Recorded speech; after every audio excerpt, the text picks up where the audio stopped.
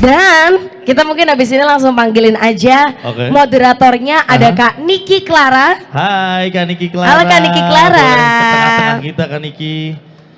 Nanti Kak Niki ini bakal ngobrol sama siapa aja Kak? Akan ngobrol. Oh. Tes.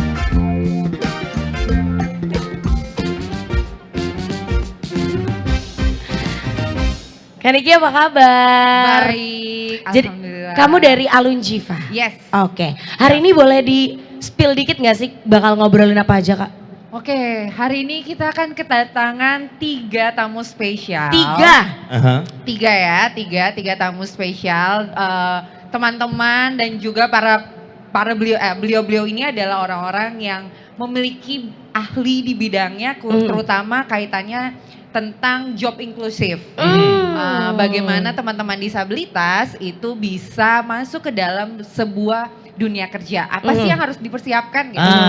Itu yang dibutuhin justru. Bener. Dan yang aku tahu katanya nanti akan ada Kak Fanny Efrita itu co-foundernya Alunjiva Indonesia ya kan? Benar. Terus ada siapa lagi Bel? Kemudian akan ada Kak Ika Setiawati Gunawan, Resources and General Affairs Division Head PT Maybank Indonesia Finance. Dan nanti juga akan ada Kak Siti Kustiati, SEMSI nih, Direktur Bina Penempatan Tenaga Kerja Dalam Negeri, Kementerian Ketenagakerjaan Republik Indonesia. Mungkin tanpa berlama-lama kita berikan waktu untuk Kak Niki Clara Terima kasih. handle panggung ini. Selamat bekerja Kak Niki. Selamat bekerja. Enjoy the talk show semuanya. Terima kasih. Terima kasih Kak Niki. Selamat pagi.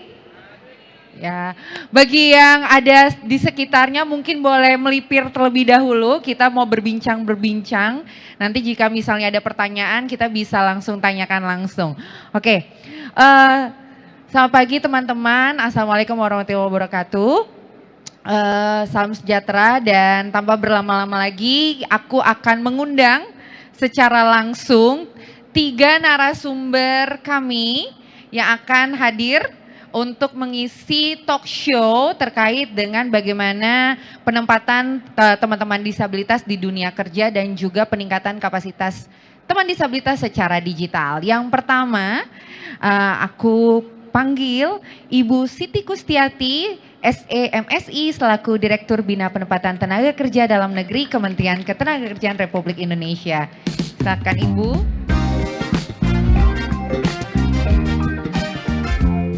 Ada lagunya ya, harus kita mendengarkan dulu Bu, lagu backsoundnya. Yang kedua, teman saya, partner saya, Mbak Fanny Efrita selaku co-founder Alunjiva, silakan.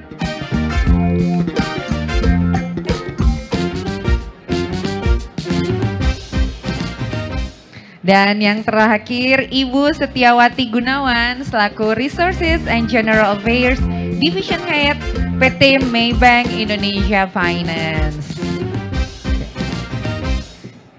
Wah, bagaimana ibu-ibu di sini?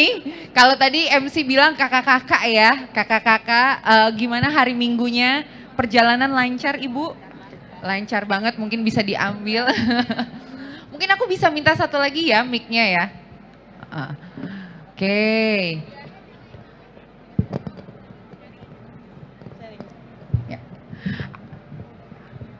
Terima kasih Mbak. Oke, silakan Ibu. Ya. Jadi ini acara kali kedua Job Fair Nasional yang diselenggarakan oleh Pasker ID dan juga Kementerian Ketenagakerjaan. Dan happy-nya saya adalah ketika kita membicarakan Job Fair inklusif, yaitu adalah inklusif itu kan artinya setara. Semuanya no one left behind. Jadi kita juga harus mengikut sertakan teman-teman disabilitas gitu. Nah, setiap tahunnya itu bertambah nih perusahaan-perusahaan yang sudah membuka kesempatan bagi teman-teman penyandang disabilitas. Dan kali ini di sini sudah mendapatkan 3 perspektif. Jadi ada dari kementerian, ada juga dari private company, which is itu adalah PT Maybank yang juga memberikan kesempatan kepada teman disabilitas, dan juga dari Alunjiva yang juga bertugas untuk meningkatkan kapasitas teman-teman disabilitas. Nah, untuk bagaimana sih tanggapan dan apa yang harus dipersiapkan kepada teman-teman disabilitas sebelum masuk ke dalam dunia kerja? Kita akan berbincang nih. Ya, mungkin yang pertama mohon izin Ibu, silakan jika ada yang dipaparkan. Baik, terima kasih. Assalamualaikum warahmatullahi wabarakatuh. Selamat pagi dan salam sejahtera untuk kita semuanya. Terkait disabilitas, sebenarnya kami dari sisi pemerintah itu hanya membuat regulasinya. Kita tahu sebenarnya sudah ada Undang-Undang 8 tahun 2016, di mana di situ ada target yang harus dipenuhi untuk penempatan tenaga kerja penyandang disabilitas. Yaitu kalau untuk pemerintah daerah, BUMN dan BUMD itu sebesar 2% dari jumlah pegawainya, sedangkan untuk perusahaan itu 1% dari jumlah pegawainya. Memang sampai dengan saat ini kita juga masih tetap berupaya untuk mendorong perusahaan-perusahaan bisa menerima tenaga kerja penyandang disabilitas. Dari Kementerian Ketenagakerjaan sendiri kita juga sudah mencoba untuk juga mendorong pemerintah daerah untuk membentuk unit layanan disabilitas. Karena unit layanan disabilitas ini membantu penempatan tenaga kerja penyandang disabilitas, memberikan pembimbingan kepada pencari kerja, juga memberikan pendampingan kepada para pemberi kerja. Kita tahu dari beberapa kabupaten kota dan provinsi belum semuanya membentuk unit layanan disabilitas. Tapi yang pasti adalah kita dari Kementerian Ketenagakerjaan terus berupaya mendorong agar unit layanan disabilitas ini bisa terbentuk di setiap provinsi, kabupaten, dan kota. Sampai dengan saat ini sudah ada 188 unit layanan disabilitas di provinsi dan kabupaten kota. Memang ada beberapa provinsi yang belum membentuk, salah satu contohnya di NAD, Aceh, itu belum. Dan ada beberapa di sebagian Papua dan Kalimantan. Tapi kita terus berupaya untuk mencoba melakukan secara masif bagaimana mereka bisa membentuk, dan juga tidak hanya dari kata setelah dibentuk terus nggak ngapa-ngapain, tapi kita juga berupaya setelah dibentuk maka mereka juga harus memberikan pendampingan kepada para pencari kerja tenaga kerja penyandang disabilitas dan pembimbingan kepada pemberi kerja. Satu hal dan yang lainnya yang memang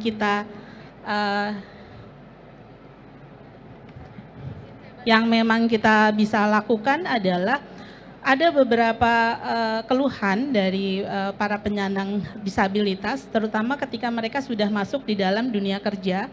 Mereka itu tidak bisa bertahan, paling bisa bertahan 3 bulan karena kondisi di lingkungannya yang tidak support.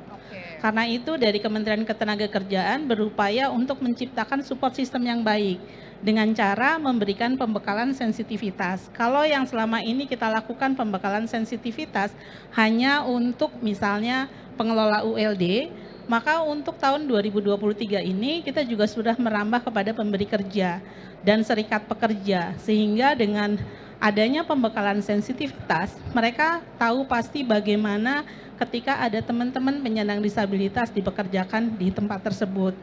Kemudian juga dari Kementerian Ketenagakerjaan kami sedang berupaya untuk membuka lagi beberapa perusahaan, dan ini sudah ada satu perusahaan yang nantinya akan mempekerjakan tenaga kerja penyandang disabilitas sebanyak 170 orang. Wow, 170 orang. 170 orang. Tapi memang bertahap, karena juga sebelum kita lakukan penempatan kita melihat dulu kira-kira kondisi dan situasinya seperti apa, sehingga jenis dan ragam disabilitasnya seperti apa.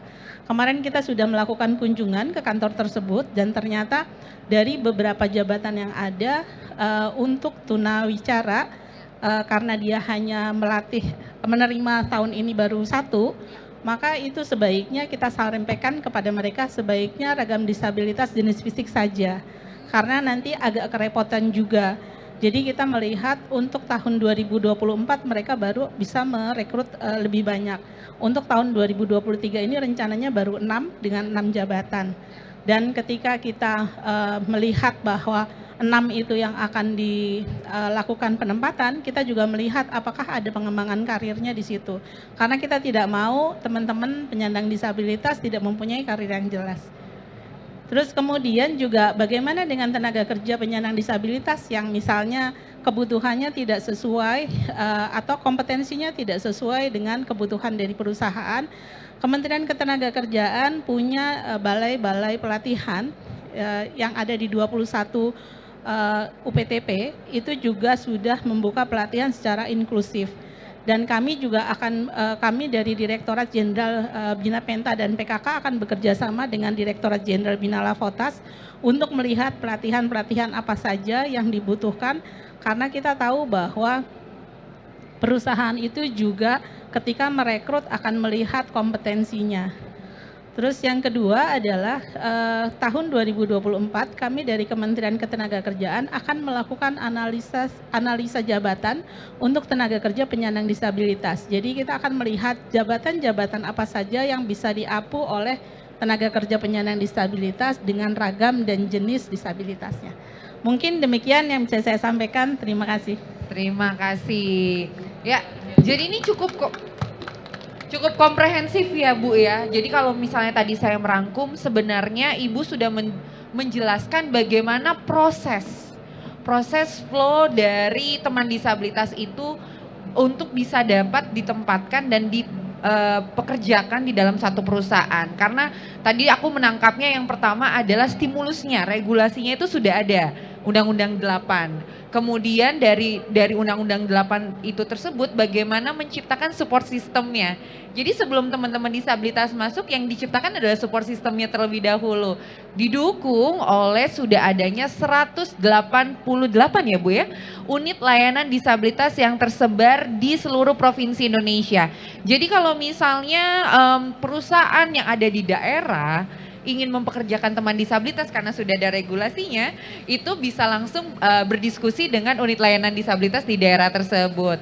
Oke, dan kalau misalnya dari teman disabilitasnya ada juga balai pelatihan yang memang Bina Volantas dengan Bina Penta ini juga jadi satu perhatian khusus untuk menciptakan pelatihan yang inklusif. Oke, dan aku berharap banyak bahwa prosesnya nanti di 2024 sudah ada mapping kompetensi tadi Ibu bilang ya.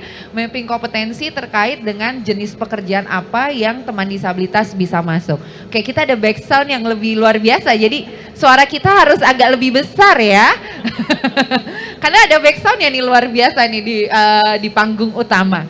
Oke, yang kedua tadi kita sudah mendapatkan pemaparan dari sisi Kementerian Tenaga Kerja bagaimana dukungan pemerintah terhadap penciptaan terhadap pemberdayaan teman disabilitas khususnya di dalam dunia kerja. Luar biasa peran pemerintah kita ya Bu ya. Bukan hanya menciptakan regulasi tetapi juga mengawasi bagaimana regulasi tersebut sampai dengan implementasinya itu bisa tercipta. Oke, sekarang dari pemerintah saya akan mengarah kepada stakeholder yang mempekerjakan teman disabilitas, terutama yaitu Maybank Finance yang sudah berkomitmen mempekerjakan teman disabilitas tuh dari kalau tidak salah 2018, benar ya Bu ya? Betul. Benar Bu Ika. 2018. Oke, Bu Ika boleh aku pingin dengar dong inisiasi Maybank Finance untuk mulai mempekerjakan teman disabilitas itu mulainya dari mana tuh Bu sampai ada inisiasi tersebut?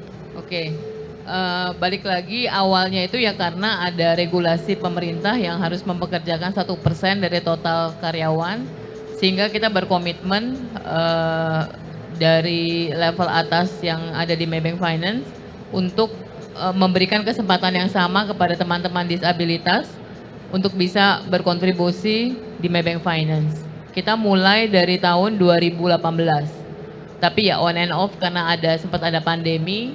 Jadi sempat ada off waktu itu, tapi sekarang kita sudah mulai lagi membuka peluang kepada teman-teman disabilitas. Ada yang mau dipresentasikan Ibu? Ya ini sih singkat aja. Jadi kalau boleh sharing di awal itu pada saat kita menerima teman-teman disabilitas, kita mengadakan satu training inklusif yang namanya DET, Disability Equal Training. Itu tujuannya supaya kita bisa lebih memahami bagaimana bekerja sama dengan teman-teman disabilitas. Atau juga di sana kita diajarkan juga bagaimana cara kita berkomunikasi dengan teman-teman disabilitas. Nah, balik lagi sih, tadi saya happy banget kalau dengar Bu Oki bilang ada pelatihan, karena kita perlu itu juga gitu. Jadi sekarang mungkin Maybank Finance lebih pede lagi nih Bu, untuk terima teman-teman disabilitas karena ada balai pelatihannya gitu. Iya, iya, iya, iya. Itu sih Mbak Niki. Oke. Aku mau tanya, dari 2018 hingga sekarang apa aja sih tantangan yang harus dihadapi Maybank Finance ataupun teman disabilitas ketika datang masuk ke dalam sebuah tempat kerja yang inklusif? Karena tadi Ibu bilang kan sempat ada support sistemnya nih. Bagaimana membentuk support sistem yang inklusif? Tantangannya ada nggak sih Ibu di Ada. Maybank Finance? Saya sendiri sebagai HR itu harus benar-benar memastikan teman-teman di Maybank Finance itu mengerti betul bagaimana melakukan komunikasi dengan teman-teman disabilitas. Jangan sampai nanti hal kecil seperti pandangan mata aja itu membuat teman-teman disabilitas tidak nyaman. Jadi itu yang kita juga harus pastikan, bagaimana semua orang itu bisa punya secure feelings, perasaan aman dan nyaman dalam bekerja. Itu Mbak Niki. Oke, wah aku menangkap nih, secure feelings. Bagaimana sebenarnya teman disabilitas itu nyaman untuk bisa bekerja di dalam sebuah lingkungan yang inklusif. Ya, Ya, nyaman dan aman. nyaman dan aman. Oke, tadi Ibu sempat membicarakan walaupun perencanaannya 2024, aku paham banget pasti kompetensinya ini udah harus dirangkai nih dari sekarang. Kalau di Maybank Finance ada nggak Bu pemetaan atau perencanaan terkait dengan jenjang karir bagi karyawan-karyawan disabilitas yang sudah di-hire? Ya, untuk proses sekarang belum ada, tapi mungkin ke depannya itu jadi PR kita untuk kita beresin juga. Makanya kenalan nih sama Bu Oki. Kenalan, benar. Karena Banyak mapping yang mesti diberesin. benar. Karena tadi saya melihat ada 9 perusahaan yang sudah membuka lapangan pekerjaan bagi teman disabilitas, dan itu juga jadi satu PR juga ya Bu ya, bagi HR bagaimana membuat satu employee experience untuk jenjang karirnya teman-teman disabilitas juga. Oke, nanti aku akan balik lagi ke Mbak Ika, sekarang kita ke Mbak Fani nih. Ya, Mbak Fani, aku ingin tahu apa sih itu Alunjiva dan bagaimana peranannya terhadap penciptaan lingkungan kerja yang inklusif bagi teman disabilitas. Ya, jadi Alunjiva Indonesia adalah sebuah wadah platform sosial yang dimana kami mempunyai misi untuk meningkatkan kapasitas dan kapabilitas teman-teman disabilitas agar mereka siap masuk di pasar kerja inklusif. Karena tadi Bu Oki, kemudian Mbak Ika, namanya mirip-mirip di Bu Oki, Bu Ika gitu ya. Yang dimana punya tantangannya sendiri untuk menciptakan lingkungan kerja yang inklusif. Nah, kami melakukan inisiatif dari community base, yang dimana kami engaging komunitas-komunitas di akar rumput untuk mengumpulkan inisiasi-inisiasi berdampak bagaimana menciptakan lingkungan kerja yang inklusif dengan melibatkan teman-teman disabilitas itu sendiri. Jadi di dalam Alunjiva Indonesia kami membuat program-program untuk meningkatkan hard skill dan juga soft skillnya. Khususnya di tahun 2023 ini kami punya program unggulan yang dimana bekerja sama dengan UK Indonesia Tech Hub, yang nama programnya itu Tech to Empower. Jadi memang kami meningkatkan keterampilan digital teman-teman disabilitas. Jadi lowongan pekerja yang dibuka untuk teman-teman disabilitas itu tidak hanya terbatas di posisi admin saja, tetapi teman-teman disabilitas ini nantinya kita bisa persiapkan teman-teman ini untuk bisa masuk di lowongan kerja digital, entah itu jadi marketer afiliator, masuk bekerja di perusahaan startup gitu ya. Jadi teman-teman disabilitas tidak terbatas di posisi admin saja. Jadi kita ingin membuka lebih banyak terdiversifikasi lowongan-lowongan pekerjaan yang ada. Jadi seperti yang teman-teman lihat, ini adalah program yang sedang kami jalankan, yang saat ini juga bekerja sama dan didukung dari rekan-rekan Bu Oki. Karena di Tech to Empower ini judul programnya program kolaborasi Pentahelix menuju Indonesia inklusif, yang dimana tujuan program ini adalah meningkatkan kapasitas dan kapabilitas teman-teman di keterampilan digital dan juga UMKM. Jadi di dalam program ini kami memiliki 3 output program. Yang pertama, kami mengembangkan sebuah panduan untuk perekrutan teman-teman disabilitas dan bagaimana teman-teman disabilitas ini bisa masuk di perusahaan dan bagaimana perusahaan ini bisa menciptakan lingkungan kerja yang inklusif. Jadi kami sedang mengembangkan sebuah guideline tersebut. Kemudian yang kedua, Job Fair dan UMKM Fair.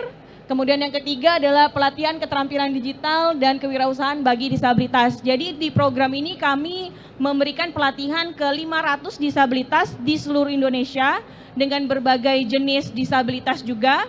Karena kami sadar ketika kita melakukan pelatihan itu offline saja, teman-teman disabilitas yang bisa kita ajak bergabung itu cuma di daerah tertentu, tetapi kami membuat sebuah pelatihan itu hybrid supaya teman-teman disabilitas di luar Pulau Jawa juga dapat merasakan impact dari sebuah program untuk teman-teman disabilitas ini. Jadi 500 peserta ini juga diberi pendampingan oleh 10 fasilitator. Jadi fasilitator yang bergabung di dalam program kami pun kami lakukan interview secara ketat ya dan komprehensif karena kenapa? Setiap disabilitas yang bergabung dalam program demografinya luas, tidak hanya Pulau Jawa, pasti gapnya juga banyak. Jadi ada dari Indonesia Timur, kadang sinyal Zoom-nya hidup, kadang hilang gitu ya. Kemudian bagaimana mereka bisa terbiasa menggunakan Zoom, breakout room, nah itu tugasnya teman-teman fasilitator. Mereka membantu kami memastikan program kami ini KPI-nya achieve gitu ya, jadi sesuai dengan output yang kami harapkan. Kemudian untuk Tech to Empower Summit 2023 ini adalah rangkaian program dalam 1 tahun. Jadi ini sudah memasuki program-program rangkaian akhir yang dimana nanti di akhir program kami juga akan melakukan sosialisasi dari guideline yang sudah kami buat, yang dimana akan melakukan beberapa tahapan dengan mengundang rekan-rekan perusahaan.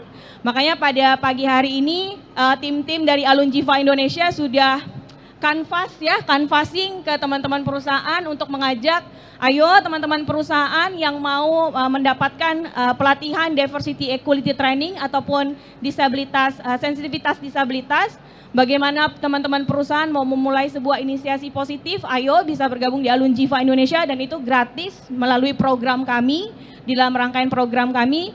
Jadi nanti bisa ke booth Alunjiva Indonesia, ngobrol sama tim kami, para cewek-cewek itu yang cakep-cakep ya, bisa bahasa isyarat juga karena kita ada teman kita yang sudah mengikuti pelatihan juru bahasa isyarat, jadi bisa mengakomodir kebutuhan teman-teman. Kalau membutuhkan pelatihan untuk membuat lingkungan inklusif karena masuk dalam rangkaian program, jadi tinggal mendaftar, nanti kita buatkan jadwal, nanti tim Alunjiva akan mengundang Bapak Ibu untuk bisa mengikuti pelatihan sensitivitas disabilitas beserta sosialisasi guideline kami. Begitu Mbak Niki. Luar biasa. Tepuk tangan dulu dong buat 3 pembicara kita di depan.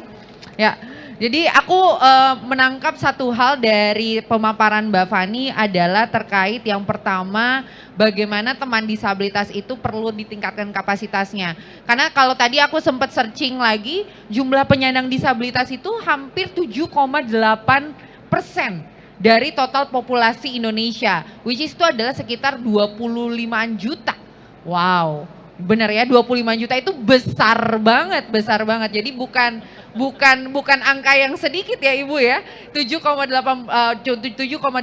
Apalagi memang negara kita itu juga satu negara yang memang mungkin angka pertumbuhan teman disabilitasnya juga bisa bertambah setiap tahunnya. Nah, tadi stimulus dari pemerintah, regulasinya dan juga pihak swasta karena regulasi tersebut juga mulai membuka lapangan pekerjaan dan juga dari Alunjiva. Jadi perusahaan-perusahaan di sini, kalau tadi MC bilang ada sekitar 80 ya, 80 perusahaan. Jadi kalau perusahaan ingin membuka lapangan pekerjaan buat teman disabilitas karena sudah ada regulasinya, nah ini juga adalah momen di mana bisa berkunjung ke booth Alunjiva untuk sensitivitas atau ke booth Bina Penta untuk nanya-nanya. Nah aku pingin tanya nih, regulasinya sudah ada. Kayaknya kemarin dengar-dengar kayak minggu kemarin ada juga nih rewardnya Bu. Nah reward terkait dengan sudah melakukan perekrutan terhadap teman disabilitas. Biasanya kan regulasi sudah ada, kemudian ada apresiasi nih Bu dari pemerintah terhadap perusahaan-perusahaan yang sudah merekrut. Boleh diceritakan nggak Bu, apresiasi apa yang diberikan pemerintah terhadap perusahaan yang sudah merekrut teman disabilitas? Baik Mbak Niki, terkait dengan apresiasi yang diberikan oleh pemerintah, kita memberikan penghargaan dari Menteri Ketenagakerjaan kepada perusahaan-perusahaan yang mempekerjakan tenaga kerja penyandang disabilitas. Tentu syaratnya adalah perusahaan tersebut sudah mempekerjakan 1% dari tenaga kerja penyandang disabilitas dari jumlah pegawainya. Selain itu juga kita melihat lagi dari beberapa parameter, diantaranya tadi jumlah. Yang kedua adalah pengembangan karirnya bagaimana nih? Gajinya dibayarnya gimana nih? Pakai payroll beneran atau pakai CSR? Karena banyak juga perusahaan-perusahaan yang agak sedikit nakal, mereka membayar gajinya pakai CSR. Jadi ini kan juga nggak sesuai juga. Kemudian kita lihat lagi dari aspek apakah juga di perusahaan tersebut memberikan pelatihan peningkatan kompetensi terhadap tenaga kerja penyandang disabilitas. Dan apakah jenjang karirnya sama, siapa saja. Kalau kita bicara masalah inklusif kan sama rata. Artinya siapapun itu juga, tidak peduli dia itu penyandang disabilitas atau bukan, maka mereka bisa mendapatkan karir yang baik. Kemudian dari sisi keselamatan, kita juga harus bisa melihat dan perusahaan dipastikan bisa memberikan sarana dan prasarana dari sisi ketiganya. Salah satu contoh misalnya di dalam satu divisi itu mereka mempekerjakan tenaga kerja penyandang disabilitas RUI. Yang kemudian kalau kita lihat alarm kebakaran kan biasanya pakai sirine. Kita harus memastikan bahwa alarm kebakaran itu bisa dilihat oleh para penyandang disabilitas dengan tunarungu dan bicara. Dan melalui lampu yang berkedip-kedip itu juga kita lihat. Terus kemudian juga kita melakukan deep interview terhadap para penyandang disabilitas. Apakah misalnya di perusahaan itu juga mereka sudah menciptakan support system yang baik. Ada salah satu contoh ketika misalnya ada perusahaan tersebut dia mempekerjakan tenaga kerja tunarungu, maka manajernya kemudian belajar bahasa isyarat. Wah, luar biasa banget ya. Jadi hal-hal yang seperti ini yang perlu kita lihat ketika kita melakukan penilaian. Untuk penilaian sendiri terbagi atas 3 kategori, yaitu 1 perusahaan besar, kemudian perusahaan sedang dan perusahaan kecil. Kemudian juga ada BUMN. Biasanya kalau BUMN ini usulannya disampaikan oleh Kementerian BUMN. Sementara kalau untuk perusahaan-perusahaan diusulkan oleh Dinas Tenaga Kerja Provinsi. Begitu. Oke, wah luar biasa. Jadi tetap ada parameter-parameternya. Dan tadi Ibu sempat membahas terkait dengan pembentukan lingkungan kerja yang inklusif harus memperhatikan ketiganya juga. Saya juga penyandang disabilitas, kalau saya ada di lantai 17 gitu ya, tiba-tiba ada sirene kebakaran, siapa yang menggendong saya? Saya harus bisa memikir, karyawan mana yang bisa menggendong saya? Oke, terima kasih nih Bu. Jadi memang peran pemerintah itu sangat cukup komprehensif ya, bukan hanya regulasinya aja, tetapi pemerintah juga mengapresiasi bagaimana perusahaan yang sudah menciptakan atau memberikan kesempatan bagi teman-teman penyandang disabilitas. Oke, terima kasih Bu. Nah, aku mau ke Mbak Fani nih. Mbak Fani, ini pemerintah sudah dukung nih regulasinya, kemudian apresiasinya. Ya, Mbak Fani sebagai wadah terhadap teman-teman penyandang disabilitas, aku mau tanya, tantangannya apa sih bagi penyandang disabilitas bukan hanya di perusahaannya saja, tapi bagaimana tantangan di diri komunitas disabilitas untuk bisa dapat bekerja? Silakan Mbak. Ya, pastinya tantangan teman-teman disabilitas itu ada keterbatasan informasi ya, jadi ada gap di situ. Jadi mungkin pada pagi hari ini program pemaparan dari Bu Oki, kita Alunjifa mungkin tahu ya, kemudian ada Maybank Finance tahu, itulah tugasnya kita inisiatif dari komunitas, adanya Alunjifa Indonesia, kita gather teman-teman disabilitas, teman-teman komunitas untuk mendeliver message-message tersebut yang dimana pesan-pesannya itu kan kadang kalimat-kalimatnya dengan diksi-diksinya sangat sulit, tetapi di Alunjifa Indonesia kita selalu membuat sebuah konsep FGD, diskusi, santai bersama teman-teman disabilitas dan teman-teman inklusif lainnya agar informasi tersebut sampai dan pemahamannya pun dapat dipahami oleh teman-teman disabilitas. Karena kita memahami teman-teman disabilitas ini kalau kita ngobrol isu inklusi hanya di lingkungan kita saja, informasi itu tidak nyampe keluar gitu loh. Nah, tetapi inilah pentingnya kita di lingkungan inklusi. Alunjifa Indonesia ada di sesi seperti ini supaya teman-teman di luar mungkin yang sebelumnya belum punya arah untuk mau memulai bagaimana membuat lingkungan inklusi, mau membuka lowongan pekerjaan disabilitas, mikirnya udah ribet duluan. Tetapi tadi ada Bu Ika sharing, Bu Oki sharing, ada rewardnya juga. Oh, sudah mulai tergerak untuk, oh kayaknya gue bisa mulai nih. Mulainya dari hal seperti apa? Jadi di Alunjifa Indonesia kita juga tidak langsung mempushing, kamu harus merekrut nih, harus belajar bahasa isyarat dulu di awal, tidak. Jadi kita bisa mulai dari sensitivitas disabilitas. Belajar dulu pemahaman secara fundamentalnya disabilitas itu apa, kenapa mereka harus diberikan hak, apa dampak bagi perusahaan, misalnya turnover jadi turun ketika disabilitas masuk.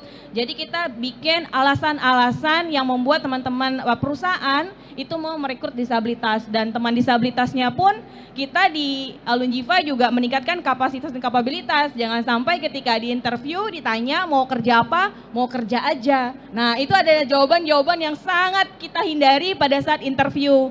Jadi tim Alunjifa Indonesia memang membuat sebuah konsep kemampuan dasar ya, tes psikologi yang kita buat lebih simple supaya teman-teman disabilitas itu lebih memahami bagaimana buat CV, interview. Memang hal yang menurut kita klise, tapi itulah yang di lapangan banyak terjadi.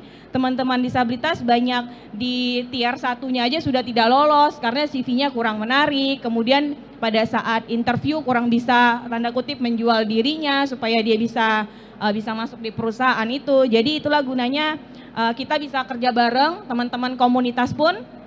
Kita di Alunjifa bukan community based, tetapi kami engaging community. Jadi untuk apa kita bikin community banyak-banyak, anggotanya juga sama. Jadi kami di Alunjifa Indonesia menggather teman-teman komunitas ini untuk ayo deh kita bikin inisiasi bersama. Apalagi kita sudah punya sebuah guideline yang menurut kami guideline-nya ini sangat implementatif, teman-teman bisa pakai dan bisa gunakan untuk mensosialisasikan isu-isu inklusivitas di perusahaan-perusahaan di daerahnya teman-teman gitu. Luar biasa. Jadi bagaimana sebenarnya tantangan itu bukan hanya dari pihak perusahaan aja, tapi juga sebenarnya ada juga nih dari persiapan-persiapan yang harus dilakukan oleh teman-teman disabilitas, terutama bagaimana caranya membentuk CV, mempersiapkan wawancara. Nah, nanti kita juga bisa bekerja sama dengan pihak ULD, Bina Penta dan juga Bina Volantas tuh. Jadi bukan hanya peningkatan secara skill, tetapi soft skill-nya juga. Benar, gitu ya. Dan karena kita sempat ketemu sama teman-teman dari ULD ya Bu, waktu itu pelatihan di Ritz-Carlton. Menurut kita teman-teman ULD yang pada saat itu mungkin belum seluruh Indonesia tapi ada perwakilan. Menurut kita dari Alunjifa Indonesia ketika kita summary recap gitu ya di kamar kita ngobrol, kayaknya teman-teman ULD ini pemahamannya sudah jauh lebih in-depth untuk bisa menghandle teman-teman disabilitasnya. Nah, gapnya di sini adalah bagaimana kami dari Alunjifa Indonesia dan rekan-rekan lain yang menjadi inisiator untuk memperkerjakan teman-teman disabilitas ataupun menjadi penghubung ini, bagaimana kita mempersiapkan disabilitas ini bisa ready, gitu ya. Dan supply demand-nya tuh nggak kosong terpenuhi gitu, karena sekarang semakin digitalisasi jenis-jenis pekerjaan juga udah makin banyak, nggak cuma admin, udah makin banyak nih keterampilan. Nah, disabilitas bisa masuknya di part yang mana? Nah, itulah tugas kita di Alunjifa Indonesia dan teman-teman lainnya. Oke, menarik banget tadi adalah terkait dengan jenis pekerjaan. Aku mau menanyakan kembali nih ke Mbak Ika. Di Maybank Finance, jenis-jenis pekerjaan apa sih yang sudah ditempatkan atau sudah menempatkan dan mempekerjakan atau memberi kesempatan kepada teman-teman disabilitas? Mungkin bisa jadi masukan juga nih buat perusahaan-perusahaan di sini.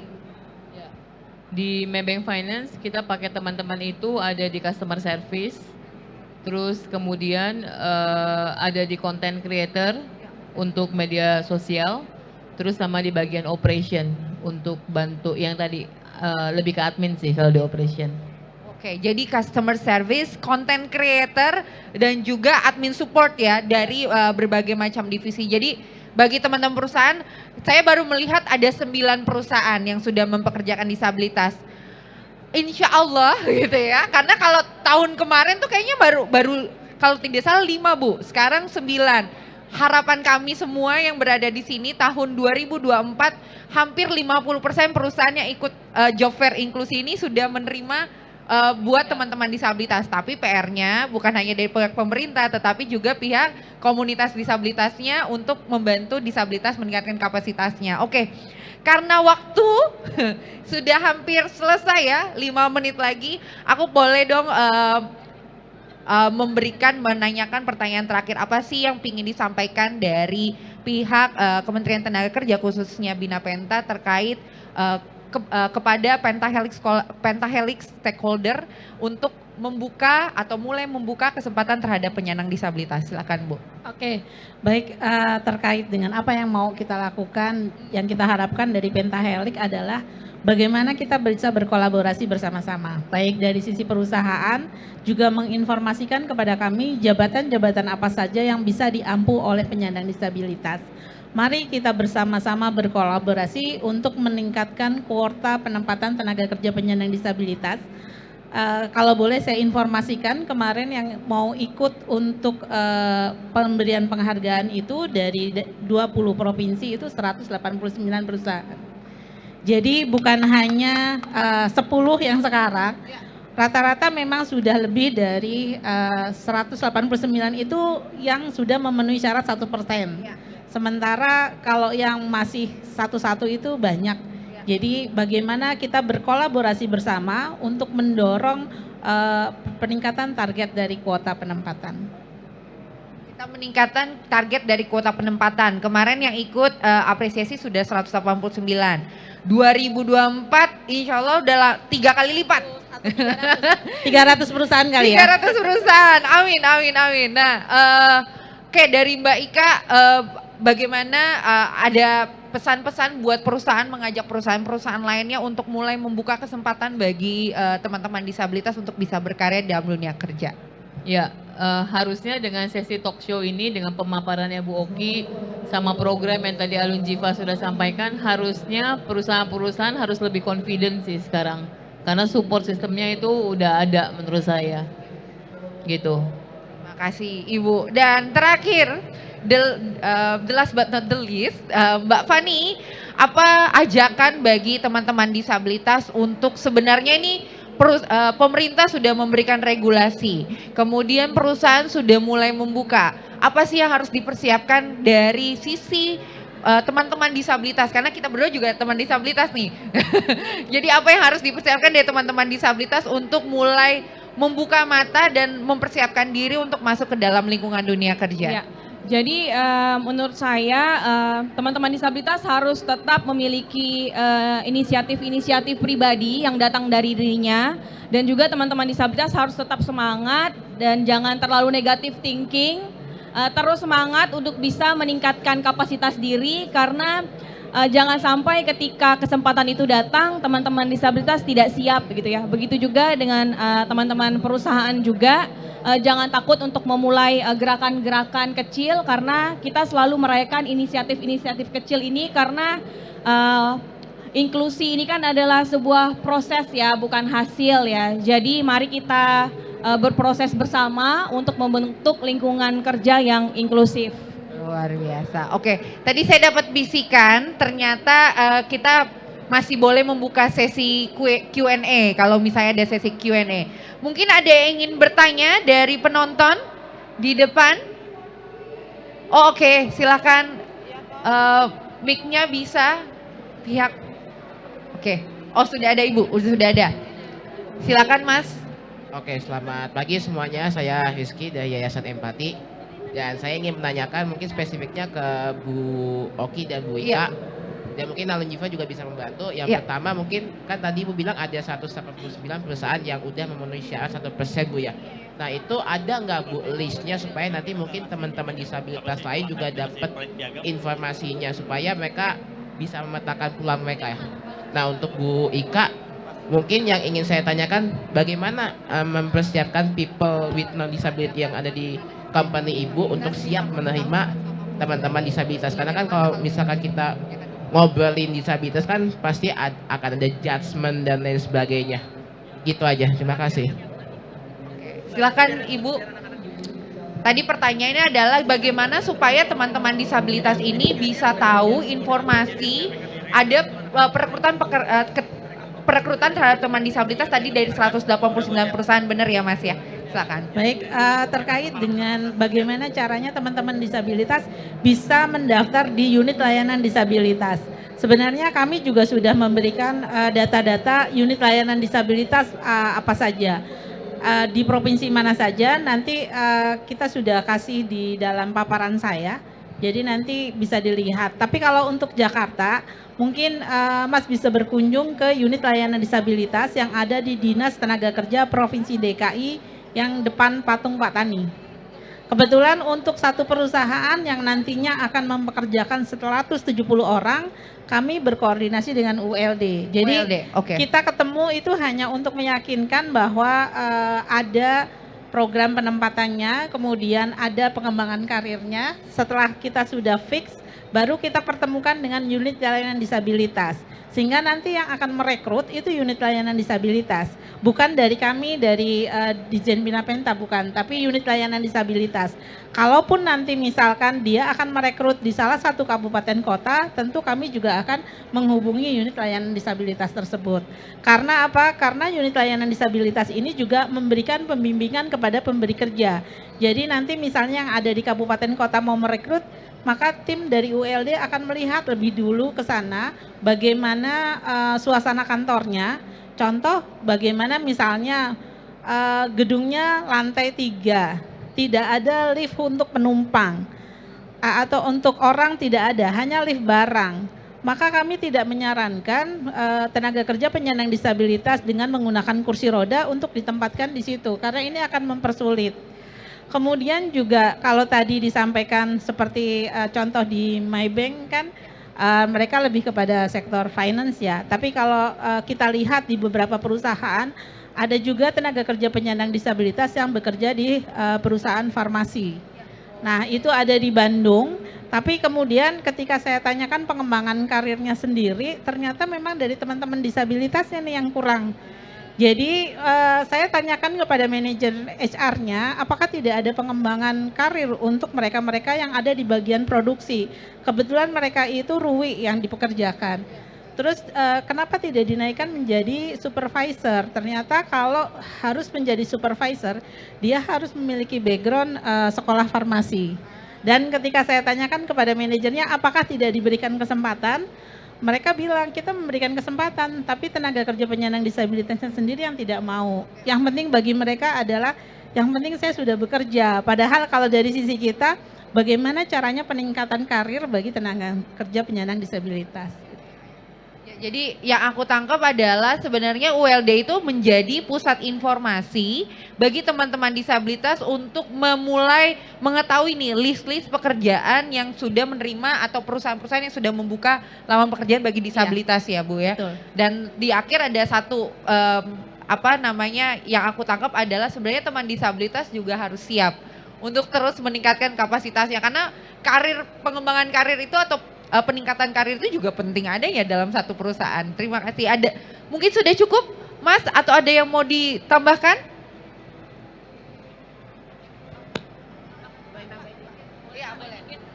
Oke, mungkin lebih Dikit aja Mas, jangan banyak bercanda loh Mas. Siap. Mungkin lebih ke spesifiknya karena kita sendiri bergerak di isu autisme ya. Dan mungkin lebih menanyakan bagaimana pemberdayaan individu dengan autisme itu sendiri, apakah dari sisi pemerintah diberikan pelatihan dan lain sebagainya. Silakan Ibu. Teman-teman autistik ini masuk ke dalam disabilitas mental ya? Oke. Jadi untuk teman-teman autis yang dengan disabilitas mental sebenarnya juga kita melihat lagi tadi kan saya sampaikan bahwa kita punya jabatan-jabatan. Nah dari jabatan ini nanti akan dikaji dulu, dipetakan mana jabatan-jabatan yang bisa disandang oleh tenaga kerja penyandang disabilitas mental. Jadi memang di sini peran dari ULD untuk memastikan bahwa mereka-mereka yang mendaftar akan dilakukan pemetaan oleh ULD, baru mereka akan disalurkan sesuai dengan kebutuhan dari perusahaan. Jadi Bu Oki sudah mendeskripsikan bahwa sebenarnya pemetaan dulu nih Mas, pemetaan skill kompetensinya. Kalau kemarin tuh Mbak Dinar HR tuh ngomongin skill set atau skill kompetensi, ini juga yang dipetakan ya, karena teman disabilitas pasti punya skill kompetensi ini biar kita bisa the right person for the right place. Benar ya Bu ya? Oke. Ya, silakan untuk pertanyaan kedua buat Mbak Ika ya. Silakan Mbak Ika mungkin menjawab. Tadi pertanyaannya Bagaimana mempersiapkan karyawan yang non disabilitas untuk siap menerima teman-teman disabilitas? Iya, jawabannya pada saat onboarding yang tadi kita melaksanakan Disable Equality Training, mempersiapkan teman-teman di Maybank Finance juga supaya bisa siap bagaimana melakukan cara komunikasi, mungkin cara pandang terhadap teman-teman disabilitas, terus bagaimana juga melakukan coaching terhadap teman-teman disabilitas pada saat nanti sudah onboarding melakukan pekerjaan. Kemudian kebetulan di Maybank Finance itu kita punya sesi yang namanya knowledge management. Jadi di sana mungkin kita bisa sharing setiap bulannya dan reminder teman-teman bagaimana berinteraksi dengan teman-teman disabilitas. Jadi ada beberapa platform yang kita punya di Maybank Finance yang namanya Employee Mobile, terus juga kita punya Instagram internal Maybank Finance, mungkin kita bisa reminder terus lewat sana Mas, gitu. Ya, jadi memang Maybank Finance ketika sudah berkomitmen, ekosistemnya juga disiapkan ya. Bagaimana mempersiapkan teman-teman non disabilitasnya untuk siap mempunyai kolega teman disabilitas. Tadi aku menangkap jangan sampai ada non verbal gitu ya, tatapan mata juga berpengaruh gitu ya. Oke, terima kasih Maybank Finance. Mungkin ada yang mau ditambahkan dari Mbak Fani dari pertanyaan. Oke, sudah cukup. Sudah cukup. Atau masih? Oh, kita membuka satu pertanyaan lagi ya Bu ya. Satu pertanyaan lagi, silakan Mbak. Siapa dari mana, silakan Mbak. Halo, nama aku Igi dari Bipolar Care Indonesia.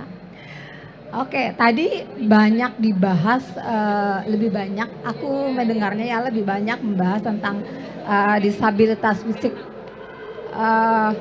Nah, kalau misalnya disabilitas mental atau disabilitas yang tidak kelihatan, sebenarnya itu kan mereka punya potensi untuk relapse. Artinya mereka kambuh, kemudian mereka bisa tidak masuk 2 minggu, atau misalnya seminggu, atau ya pokoknya ketika mereka ini boleh siapa aja yang jawab ya, mumpung sebenarnya ini sudah dibahas waktu itu di FGD, cuma karena di sini ada ibu-ibu yang dari wakil dari perusahaan, aku juga pengen minta pendapat dari Mbak Ika juga. Bagaimana nanti regulasinya gitu, misalnya kalau misalnya terjadi relapse atau misalnya mereka yang pengobatannya menggunakan BPJS yang butuh waktu kayak gitu, apakah akan diberikan waktu gitu kan. Biasanya kan BPJS itu kayak ada prosedurnya itu nggak gampang gitu, something like that. Oke, thank you.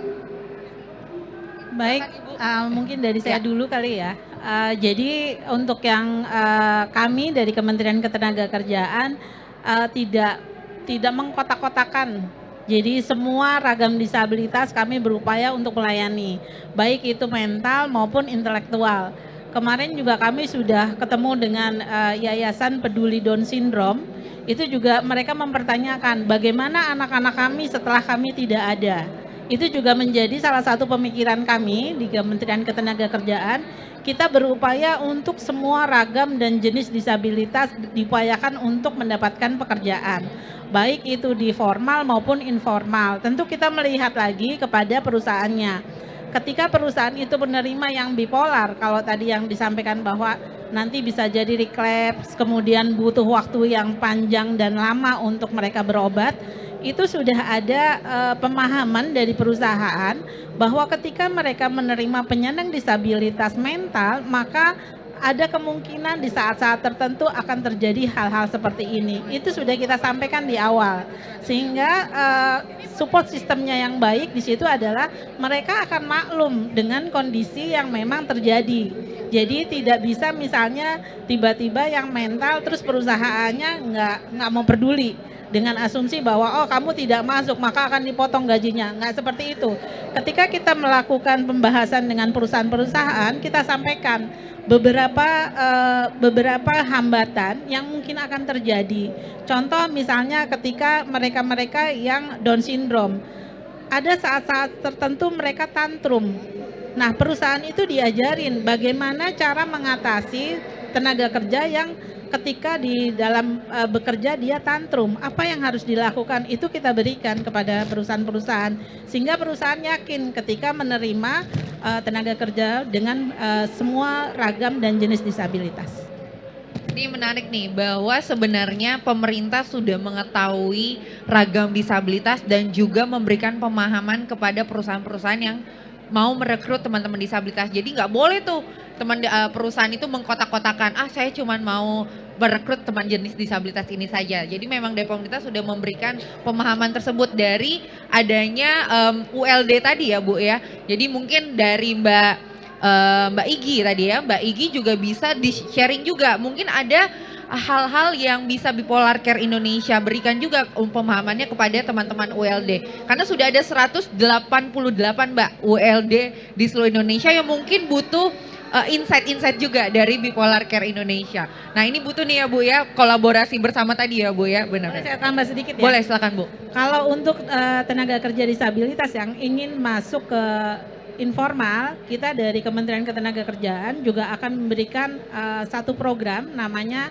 Tenaga Kerja Mandiri khusus untuk disabilitas yang akan dilaksanakan di 2024. Kita nanti juga akan melakukan sosialisasi kepada seluruh komunitas disabilitas sehingga nantinya akan tercipta entrepreneur disabilitas. Wah, luar biasa. Jadi memang aku baru menyadari bahwa bagaimana sebenarnya pemerintah sudah memberikan stimulus dan juga program-program untuk bisa menciptakan lingkungan kerja yang inklusif, formal dan informal.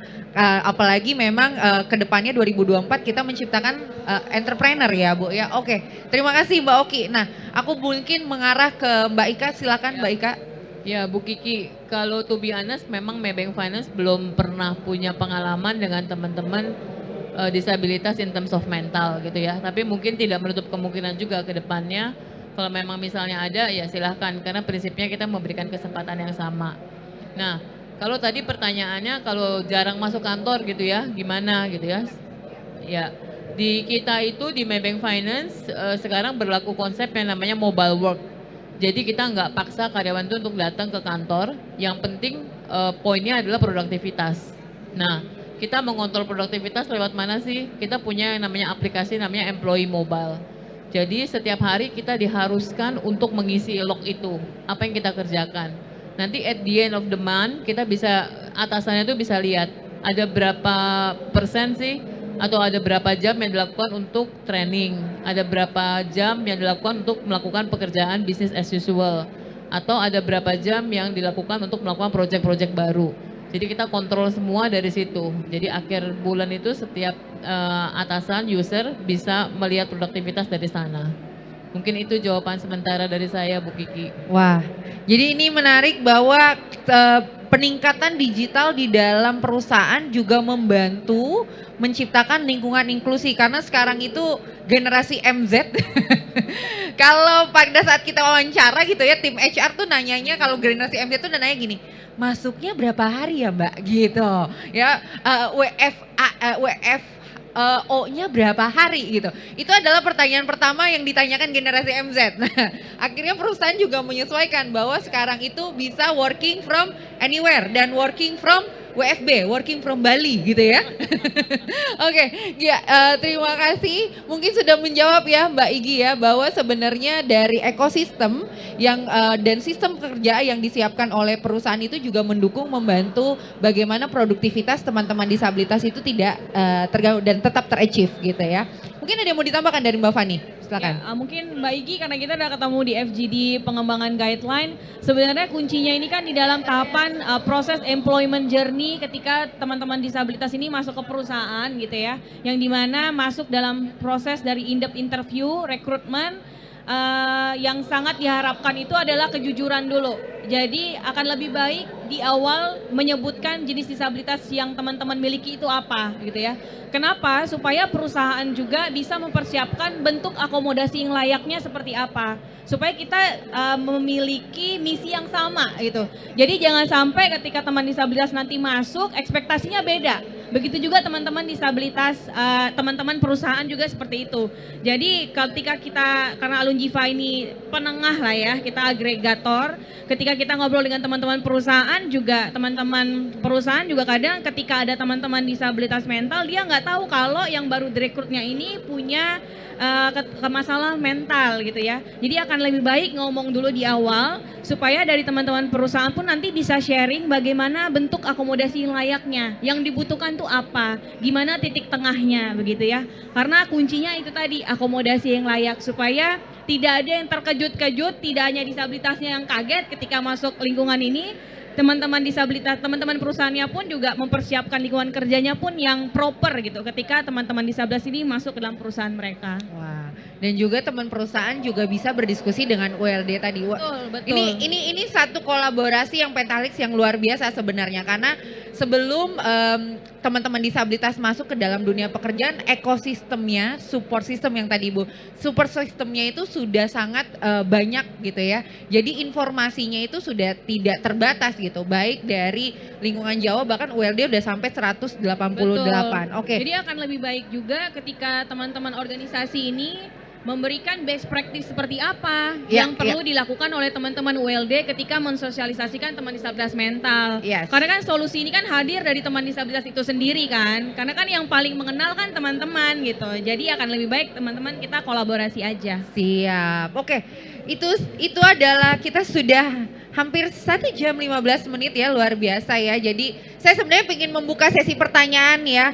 Mungkin kalau tidak salah ada 10 lagi Bu pertanyaan, tapi nanti kita nggak bisa working from anywhere lagi. Oke, ya terima kasih. Tepuk tangan sekali lagi buat para narasumber kita, Ibu Oki, Bu Ika dan juga Mbak Fani, dan juga peranannya untuk memberikan paparan bagaimana peranan pemerintah, swasta dan juga komunitas terhadap penciptaan lingkungan kerja yang inklusif dan juga pembukaan lapangan pekerjaan bagi teman-teman disabilitas. Dan mungkin terakhir kata saya mengucapkan adalah ini adalah saatnya Indonesia untuk bukan hanya yang lebih inklusif, tetapi kita juga mulai membuka bagi lapangan pekerjaan bagi teman disabilitas, karena no one left behind gitu ya. Jadi job fair inklusif itu adalah job fair yang memberikan kesempatan bagi seluruh masyarakat Indonesia, khususnya juga termasuk juga teman-teman penyandang disabilitas. Bagi yang ingin bertanya langsung ke booth Bina Penta dan juga Alunjifa, dan juga nanti juga banyak informasi-informasi ULD di 188 ya. Yang di online juga mungkin dari Sabang sampai Merauke bisa langsung berkunjung ke ULD. Terima kasih semuanya, tepuk tangan sekali lagi buat para narasumber. Kita akan foto bersama mungkin ya. Foto bersama terlebih dahulu. Para media ya, 100 media silakan. Oh iya, naik Pak. Kita juga kedatangan Chief of Pasker.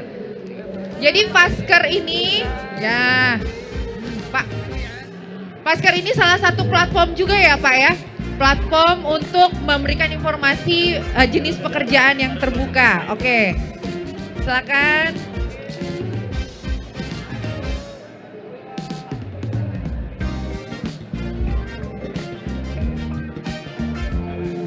Kita salam inklusi ya, salam inklusi.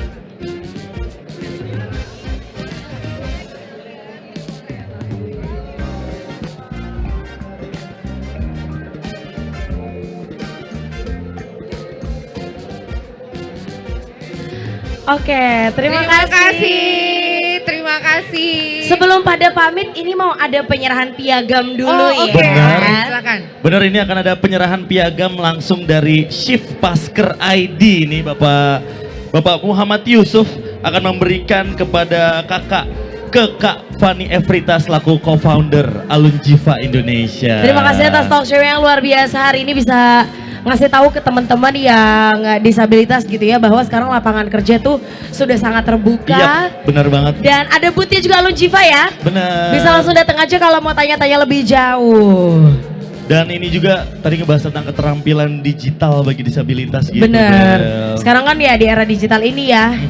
Jadi banyak lapangan kerja yang terbuka, kita bisa lebih fleksibel kerjanya. Jadi perusahaan juga bisa lebih inklusif.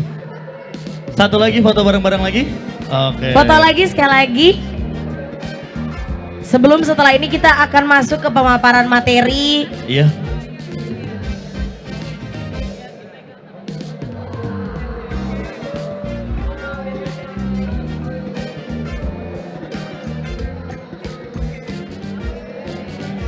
Mantap, terima kasih kakak-kakak. Terima kasih semuanya. Sangat insightful ya, Coki ya. Betul-betul ada kakak Niki Clara selaku moderator, Kak Fani Evrita co-founder Alunjifa, ada kakak Ika Setiawati Gunawan ya, dan ada kakak Siti Kustiati.